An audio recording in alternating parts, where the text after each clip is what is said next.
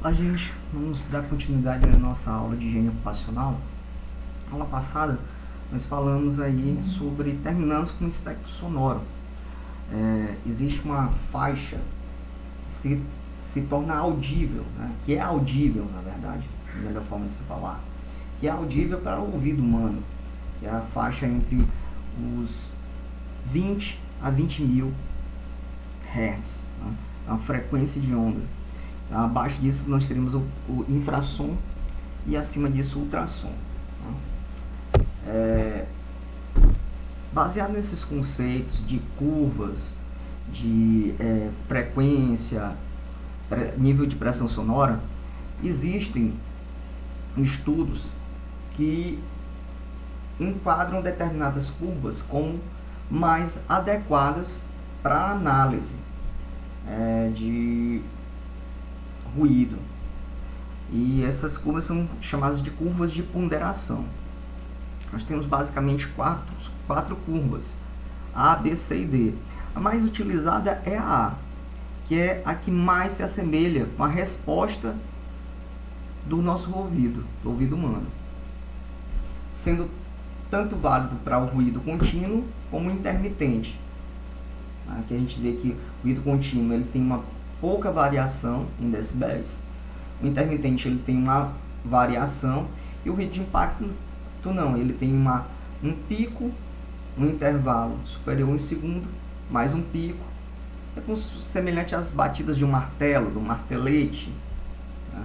Então seriam esses o ruído de impacto. Então essa curva ela pode ser utilizada para análise, né, desse tipo dos mais diversos tipos de ruído. A gente vai ver que tem um equipamento próprio para isso. A medição de ruído é expressa em decibel, que é uma escala logarítmica. Então a gente já vai entender de imediato que ela não é ela não é uma escala normal, onde eu utilizo, por exemplo, somar 2 decibéis vai dar 4 decibéis. Não, uma escala logarítmica. Então, soma e multiplicação de decibéis, ela segue as regras dos logaritmos. Então, a gente pode estar utilizando de tabelas para isso. Aqui a gente vê vários tipos de ambientes, por exemplo, nós temos aí, por exemplo, uma praça, da rua tranquila, né? Em torno de 30 decibéis. Já um ambiente familiar, com a TV ligada, em torno de 40 decibéis. Um escritório, em torno de 65 decibéis. Uma indústria, pode chegar aí a 85 decibéis. Na construção civil, podendo chegar a 100. Numa situação aí de soltar fogos de artifício, entre 120, 130, 125 decibéis.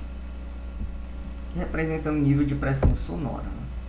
Como falei, esses valores de somar níveis sonoros, eles não são somas convencionais, somas lineares, né?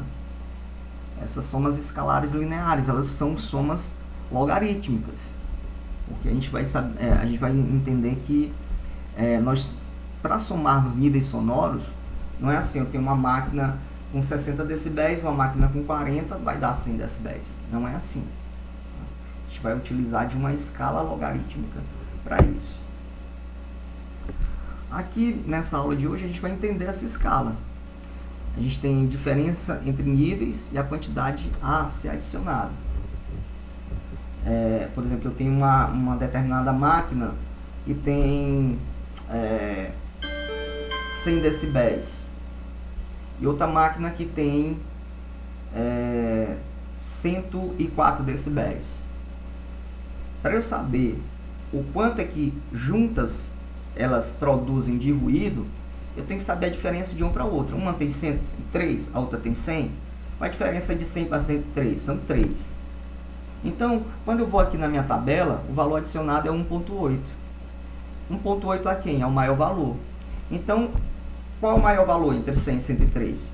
103. Então, 103 mais 1.8, 104.8. Então, juntas, as máquinas produzem 104.8 decibéis. Se você perguntar para alguém que não tivesse visto essa aula hoje, ela diria com certeza que seria 203 decibéis. Iria superior a limiar do ruído, ou da dor, desculpa, limiar da dor. Enfim, a gente tem que entender que para somar, a gente não vai fazer somas lineares, mas somas logarítmicas. Então a gente vai fazer o uso dessas tabelas. Vamos ver aqui para a gente entender a aula de hoje. Tenho dois equipamentos, estão sendo utilizados em uma indústria. Uma delas tem um nível de pressão sonora de 85 decibéis, o outro de 82 decibéis. Qual o total? Então, o NPS1 é 85 decibéis de pressão sonora da máquina 1. NPS2, 82 decibéis. O primeiro passo que a gente tem que saber é encontrar a diferença. Qual é a diferença de 85 para 82? 3 decibéis. Então, a gente vai procurar na tabela, a gente vai lá na tabela, coincidência com um exemplo parecido que falei aqui no início da aula, dá 1.8. Então, eu só vou ter que somar o valor 1.8, acrescentar esse valor de 85 decibéis a 85 decibéis, 1.8 a 85 decibéis. Então, o valor das duas máquinas trabalhando juntas é o que? 86.8 decibéis, tá ok? É bem simples, né? Se eu tenho 4 máquinas, então eu posso fazer, fazer a diferença entre uma e outra, a diferença entre uma e outra, e depois eu faço trabalhando em conjunto. Se eu tiver 5 máquinas da mesma forma, 6 máquinas, posso fazer de 2 em 2 até chegar o valor total das máquinas trabalhando juntas.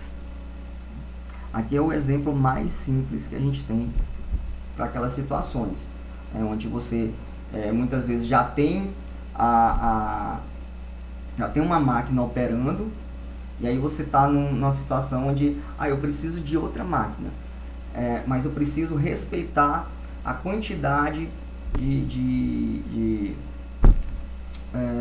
limite de trabalho com ruído, né? Isso é exposição sem utilizar equipamento de proteção individual ou coletivo. Então, para eu adquirir aquela máquina, eu já posso dizer, olha, o máximo que eu posso utilizar é tanto. Né? Aqui a gente observa, a gente vai ver que existe em R15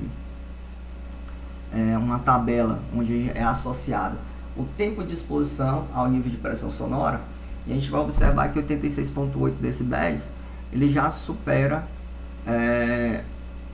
os 85 decibéis para 8 horas de trabalho.